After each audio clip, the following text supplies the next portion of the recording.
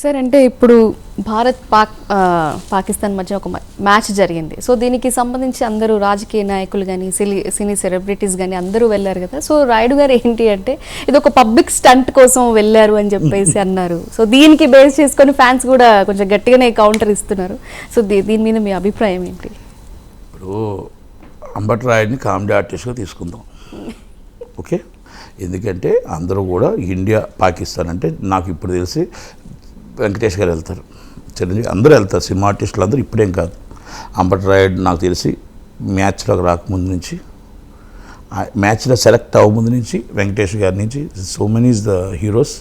అంటే already India మొత్తం Hollywood అందరూ కూడా వెళ్తారు, బాలీవుడ్ అందరూ వెళ్తారు.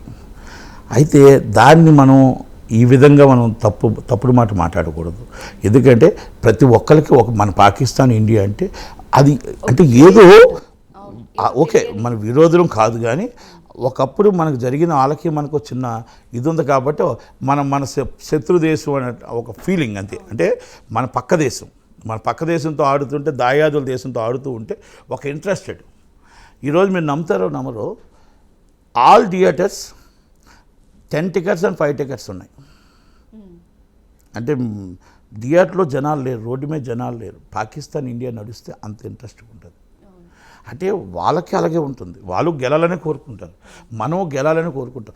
ఏ వరల్డ్ కప్ వచ్చినా కూడా మనకు ఆ తృప్తి ఉండదు. పాకిస్తాన్ మీద గెలిస్తే అంత తృప్తి ఉంటుంది ప్రజలకి.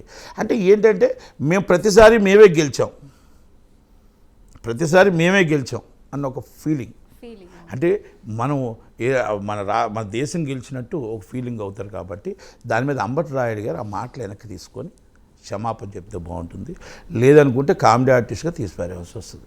అదే ఇక నేను ఎక్కువగా మాట్లాడితే బాగోదు కదా, ఎందుకంటే నేను అలాగే కొంచెం మాట్లాడలేను. కానీ కొంతమంది కామెంట్స్ పెట్టినట్టు కరెక్ట్ కాదు, ఆయన మాటలు కరెక్ట్ కాదు. నేను నిన్న కూడా వేరే వాళ్ళు ఎవరు అడిగితే కూడా చెప్పాను, అది కరెక్ట్ కాదు, నాట్ కరెక్ట్ అది.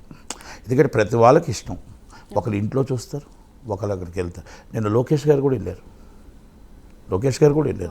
అలాగే చిరంజీవి గారు వెళ్ళారు, అందరూ వెళ్ళారు. అంటే ఇల్లు అందరూ ఏంటి మరి స్టంట్ కోసం, పబ్లిసిటీ కోసం. వాళ్ళకున్న పబ్లిసిటీ ఎలా తెలుసా?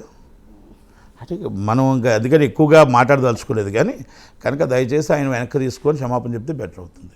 లేదనుకుంటే ట్రోల్స్ అవుతూనే ఉంటాయి.